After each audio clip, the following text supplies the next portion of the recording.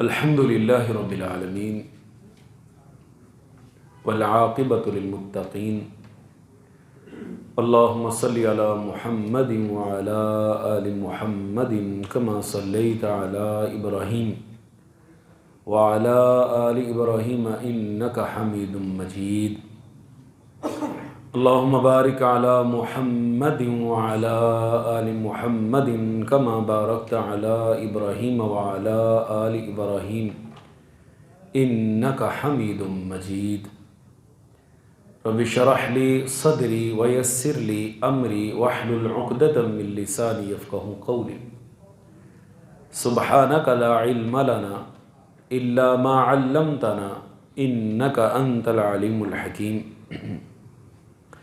اللہم انفعنا بما علمتنا وعلمنا ما ينفعنا وزدنا علما۔ باب ہے السرعۃ بالجنازہ، جنازہ کو جلدی لے جانا۔ عن ابی ہریرہ رضی اللہ عنہ عن النبی صلی اللہ علیہ وسلم قال، سیدنا ابو ہریرہ رضی اللہ تعالی عنہ سے مروی ہے کہ نبی مکرم صلی اللہ علیہ وسلم نے فرمایا، اسرعوا بالجنازہ، جنازہ کو جلدی لے چلو، فَإِن تَكُ صَالِحَةً فَخَيْرٌ تُقَدِّمُونَهَا إِلَيْهِ، کیونکہ اگر وہ نیک ہے تو تم اسے خیر کی طرف لے جا رہے ہو، وَإِن يَكُ سِوَى ذَلِكَ، اور اگر وہ برا ہے، فَشَرٌ تَضَعُونَهُ عَنْ رِقَابِكُمْ، تو اس کو ایک بوجھ ہے جسے تم اپنی گردن سے اتار رہے ہو۔ تو یہاں پہ جنازے کو لے جانا، اس سے مراد دوڑنا نہیں ہے، بلکہ اس سے مراد ہے عام چال سے ذرا تیز چلنا۔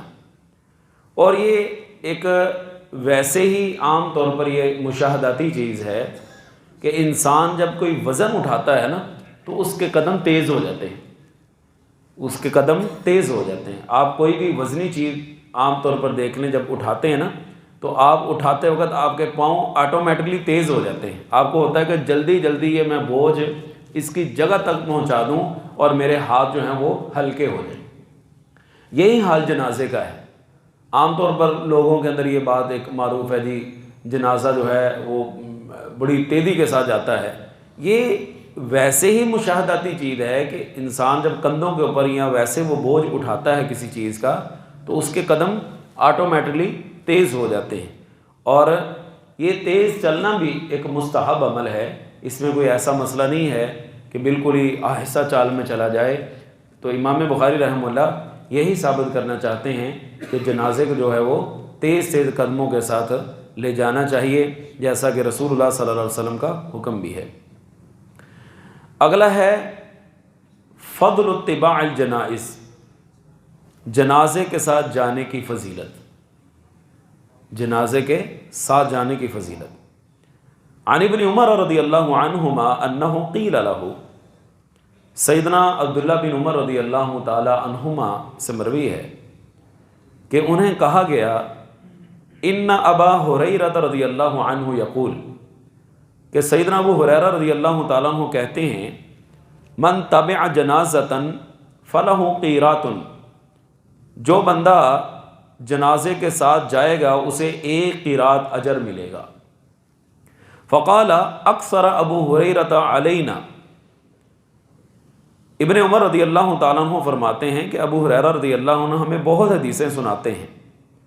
فصدقت عائشہ رضی اللہ عنہا ابا ہریرہ، اما جان سیدہ عائشہ رضی اللہ تعالی عنہا نے حضرت ابو ہریرہ رضی اللہ تعالیٰ عنہ کی اس بات کی تصدیق کر دی کہ ابو ہریرہ سچ کہہ رہے ہیں۔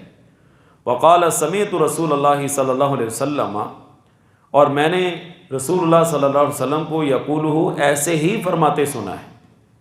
فقال ابن عمر رضی اللہ عنہما لقد فرطنا فی قراریط کثیرۃ، پھر تو ہم نے بہت سے قیرات کا نقصان کر لیا ہے۔ ایک حدیث میں آتا ہے نبی مکرم صلی اللہ علیہ وسلم نے فرمایا، جو جنازے کے بعد تدفین تک ساتھ رہتا ہے، جو جنازے کے بعد تدفین تک ساتھ رہتا ہے، اس کے لیے 2 قرات اجر ہے، اور 1 قرات ایک احد پہاڑ کے برابر اجر ہے۔ جنازہ پڑھنا 1 قرات کا اجر، 1 احد پہاڑ کے برابر اجر ملے گا۔ آپ نے جن لوگوں نے احد پہاڑ دیکھا ہے قسمتوں والے نے، آپ دیکھیں کہ اس کی کتنی کلومیٹر تک پھیلاؤ ہے، اور پہاڑ جتنا آپ کو زمین سے باہر نظر آتا ہے اتنا زمین کے اندر بھی ہوتا ہے۔ ایک مسلمان کا اجر کی نیت سے، ثواب کی نیت سے، بدلہ اتارنے کے لیے نہیں، دنیا کو دکھانے کے لیے نہیں، ایک رسمی کارروائی پوری کرنے کے لیے نہیں، بلکہ اللہ کی رضا کے لیے، اللہ کو راضی کرنے کے لیے، ایک مسلمان کے مسلمان پر جو حقوق ہیں اس حق کو ادا کرنے کی نیت سے جو بندہ جنازے میں شریک ہوتا ہے 1 احد پہاڑ کے برابر اجر ملتا ہے، اور جو جنازے کے بعد تدفین تک ساتھ رہتا ہے، قبر میں اتارنے تک ساتھ رہتا ہے، اس کو 2 احد پہاڑ کے برابر اجر ملے گا۔ عبداللہ بن عمر رضی اللہ تعالیٰ عنہما کو جب اس حدیث کا پتہ لگا، کہنے لگے اللہ اکبر، کتنے قیرات کے برابر اجر ہم نے ضائع کر لیا۔ ہمارے ہاں بھی یہی کچھ ہوتا ہے نا، اول تو جنازہ ہم ایسے پڑھنے کے لیے جاتے ہیں تاکہ میرا تعلق جو ہے وہ خراب نہ ہو، میں آگے بڑھ کے اس کو مل لوں تاکہ پتہ چل جائے میں جنازے میں آ گیا ہوں، اور تدفین تک چند افراد رہ جاتے ہیں۔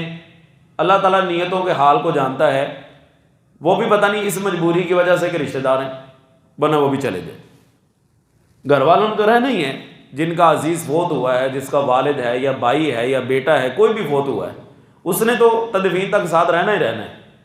لیکن آپ دیکھیں کہ جنازے کے وقت میں ایک بہت خلقت نظر آتی ہے، بہت سارے افراد نظر آتے ہیں، لیکن جب تدفین کی باری آتی ہے تو گنتی کے چند افراد رہ جاتے ہیں، اور کتنے قیرات اجر ہم ضائع کر لیتے ہیں۔ ضائع کرنے سے مراد کہ ہم اس سے محروم ہو جاتے ہیں، ہم اپنے آپ کو اس سے محروم کر لیتے ہیں۔ ایک روایت میں ملتا ہے کہ عبداللہ بن عمر رضی اللہ تعالیٰ عنہما اس کے بعد جنازوں میں بھی جاتے اور جا کے تدفین تک بھی ساتھ شامل رہتے تاکہ اس احد پہاڑ کے برابر اجر ہمیں سے محروم نہ رہے۔ ہم خود اپنے ہاتھوں سے کئی اجر جو ہے وہ محروم کر لیتے ہیں اپنے آپ کو۔ تو ایک مسلمان کا جنازہ پڑھنا، اس کے آخری اس حق میں شامل ہونا، صرف اللہ کی رضا کے لیے، رضائے الہی کی خاطر، اللہ کو راضی کرنے کی خاطر، اللہ رب العالمین اس قدر بڑے اجر سے اس کو نوازیں گے۔ ابھی فیصلہ ہم کر لیں کہ ہم نے یہ اجر لینا ہے یا اس سے محروم رہنا ہے۔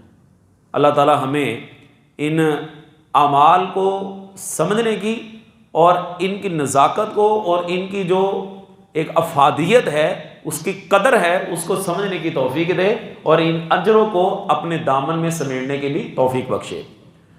اگلی حدیث ہے باب ما یکرہ من اتخاذ المساجد علی القبور، قبروں پر مسجد بنانا حرام ہے۔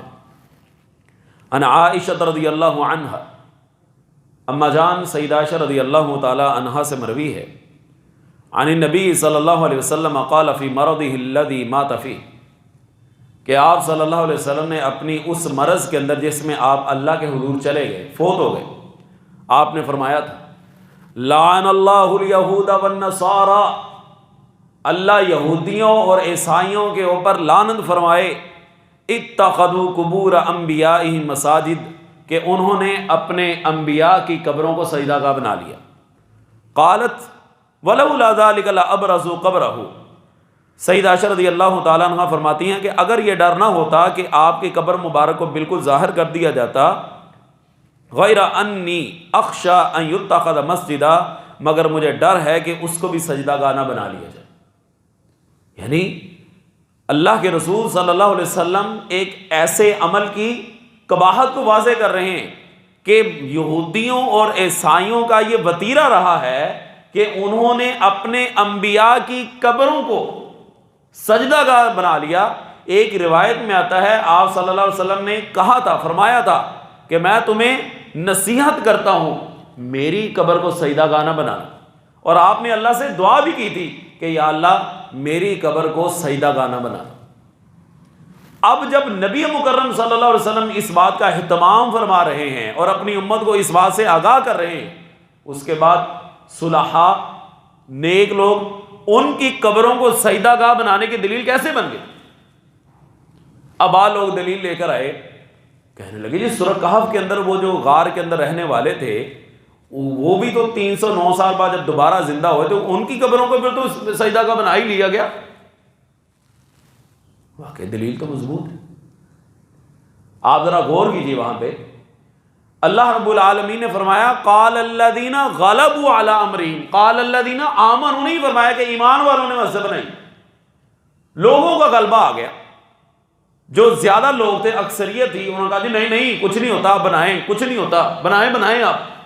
اب جب اغلبیت ہو گئی، اکثریت ہو گئی، لوگوں کی کثرت رائے، شیطان کا ہر دور کے اندر یہ وار رہا ہے۔ آپ جانتے ہیں کہ سب سے پہلا شرک کس قوم میں ایجاد ہوا؟ حضرت نوح علیہ السلام کی قوم۔ شیطان نے کیا وار کھیلا تھا سب سے پہلے؟ ان کے جو 5 حضرات ود، یغوث، یعوق، نصر، وقالوا لا تذرن آلہتکم ولا تذرن ودا ولا سواعا ولا یغوث ویعوق ونصر، ان 5 کو تم چھوڑنا نا۔ ان کو پہلے وہ نیک لوگ تھے یہ اپنی قوم کے، شیطان نے دل کے اندر وسوسہ ڈالا، ان کی تصاویر، پھر اس کے بعد تصاویر کو پوجنا شروع کر دیا گیا۔ یہی انداز ہوتا ہے قوموں کے اندر، آہستہ آہستہ کوئی چیز گھر کرتی رہتی ہے۔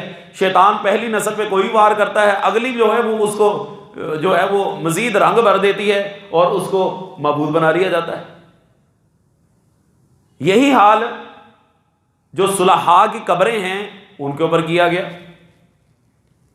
اس لیے کسی کی بھی قبر کو، جب نبی کریم صلی اللہ علیہ وسلم اپنی قبر مبارک کے بارے میں دعا کر رہے ہیں کہ یا اللہ میری قبر کو سجدہ گاہ نہ بننے دے، اللہ تعالیٰ جزائے خیر دے وہاں کے مکینوں کو، وہاں کے رہائشیوں کو، وہاں کی حکومت کو جس نے اس کا خاص اہتمام کیا ہے، ورنہ جو ہمارے حالات ہیں ہم نے چھوڑنے نہیں۔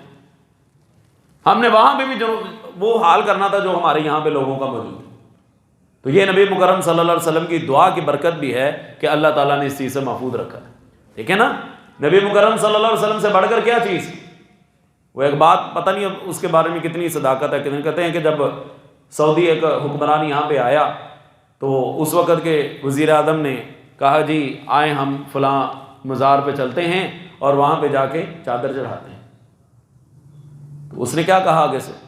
شاہ فیصل تھے غالباً، کیا کہا انہوں نے کہ ہمارے ملک کے اندر، ہمارے مدینہ طیبہ کے اندر وہ ہستی موجود ہیں جو ساری کائنات سے افضل ہیں اللہ رب العالمین کے بعد۔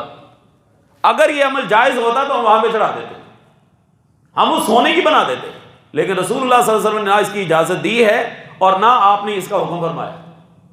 تو جب رسول اللہ صلی اللہ علیہ وسلم اس چیز سے اپنے آپ کو محفوظ کرنے کی دعا کر رہے ہیں تو ہم اگر یہ کوئی کام کرتے ہیں اور پھر اس کے اوپر دلیلیں بھی کرنے کی کوشش کرتے ہیں، علمان والحدیث، اس کے اوپر دلیلیں بھی ڈھونڈتے ہیں، جب ایک واضح دلیل آ گئی، دیکھیں نا اب یہ سامنے آپ کی روایت، اس کا ترجمہ پڑھ لیجیے۔ اللہ کے رسول صلی اللہ علیہ وسلم کس قسم کے سخت الفاظ استعمال فرما رہے ہیں کہ اللہ تعالیٰ ان کے اوپر لعنت کرے، یہودیوں اور عیسائیوں پر جنہوں نے اپنے جو ہے انبیاء کی قبروں کو سجدہ گاہ بنا لیا۔ اللہ تعالیٰ اس غیر اللہ کی عبادت سے ہمیں محفوظ فرمائے۔ یہ پیشانی ہمیشہ اللہ کے حضور جھکتی رہے، یہ تب ہی سجتی ہے، اسی کے آگے سجتی ہے جس نے اس کو پیدا کیا ہے۔ اور اللہ رب العالمین کا پورے قرآن مجید اٹھا کے دیکھیں، ہمارے استاد کرام فرمایا کرتے ہیں کہ 500 یا 600 کے قریب آیات ہیں قرآن پاک میں جو احکامات کے اوپر مشتمل ہے، نکاح ہے، معیشت ہے، لین دین کے معاملے ہیں، طلاق کے معاملے ہیں وغیرہ۔ باقی جتنی آیات ہیں 6636 آیات ہیں، 6000 سے ابو، اس سے زیادہ آیات ساری کی ساری عقیدہ توحید کے اوپر مشتمل ہے۔ عقیدہ توحید کے اوپر مشتمل ہے کہ انسان کا جب تک عقیدہ درست نہیں ہوتا، وہ ہر معاملات کے اندر اللہ رب العالمین کو ایک نہیں مانتا، وہ صحیح طرح انسان کہلانے کا حق نہیں، مومن کہلانے کا حقدار نہیں۔ اس لیے مومن وہی ہے جو یہ سمجھتا ہے بگڑی بنانے والا، اولاد دینے والا، رزق دینے والا، یہ ساری نظام دنیا کا چلانے والا صرف ایک اللہ رب العالمین۔ قرآن پاک میں بار بار اسی چیز کا درس دیا گیا ہے، بار بار مثالوں کے ذریعے اسی بات کو سمجھایا گیا ہے۔ کبھی مکڑی کی مثال دی گئی ہے کہ سب سے کمزور مکڑی کا ہے، وہ ایک بھونک ماری جائے تو وہ اڑ جاتا ہے، اسی طرح غیر اللہ کو پکارنے والے، ان کی پکار بھی اسی طرح کی کمزور ہے، اسی طرح کی کمزور ہے۔ اگلا مسئلہ ہے الصلاۃ علی النفساء اذا ماتت فی نفاسها، زچگی کے دوران مرنے والی عورت کی نماز جنازہ پڑھنا. یہ ایک عام قاعدہ بھی کلیہ ہے کہ جنازہ پڑھانا ہو، پڑھانے والا میت اگر عورت کی ہے تو کہاں کھڑا ہو، مرد ہے تو کہاں کھڑا ہو. عن سمرۃ بن جندب رضی اللہ عنہ قال صلیت وراء النبی صلی اللہ علیہ وسلم علی امرأۃ ماتت فی نفاسها فقام علیہا وسطها. سیدنا سمرہ بن جندب رضی اللہ تعالیٰ عنہ سے روایت ہے، کہتے ہیں کہ میں نے نبی کریم صلی اللہ علیہ وسلم کے پیچھے ایک ایسی عورت کا جنازہ پڑھا جو حالت نفاس میں فوت ہو گئی تھی.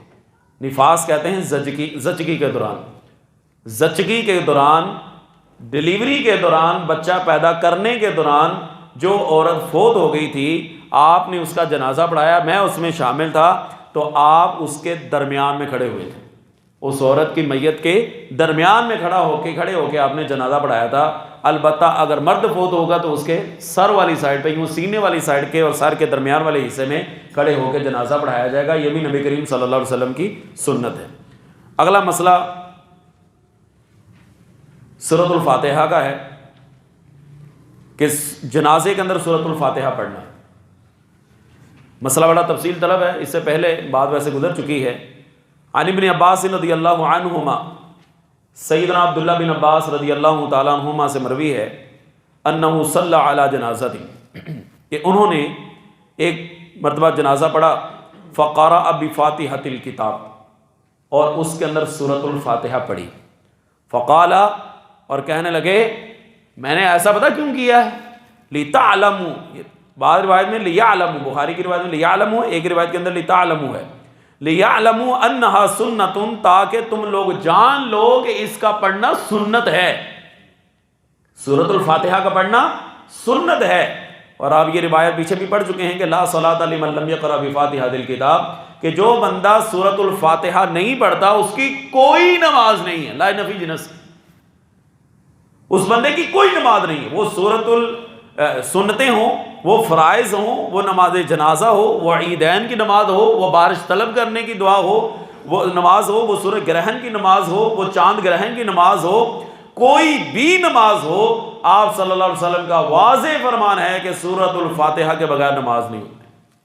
اور سیدنا عبداللہ بن عباس رضی اللہ تعالیٰ عنہما بھی اس موقع پر محسوس یہ ہوتا ہے کہ انہوں نے جہری قرات کی ہے اور لوگوں کو بتایا ہے میں تمہیں اس لیے کر کے دکھا رہا ہوں تمہیں پتہ چل جائے یہ بھی سنت. اب اس کے بعد بھی اگر کوئی نہ مانے تو نہ مانے پھر ہم کیا کر سکتے ہیں؟ ہمارا کام تو پہنچانا ہے، منوانا ہمارا کام نہیں. وما علینا الا البلاغ المبین، ہمارے ذمے پہنچانا ہے. اگر وہ نہیں مانتا تو اس کی مرضی. ہمیں تو انشراح صدر ہے الحمدللہ کہ رسول اللہ صلی اللہ علیہ وسلم کا واضح فرمان ہے، لہذا اس کے بغیر نماز نہیں ہوتی.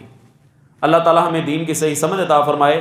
آگے روایات تھوڑی سی طویل ہیں اور تفصیل طلب ہیں، انشاءاللہ آئندہ مجلس میں اس کو ذکر کریں گے.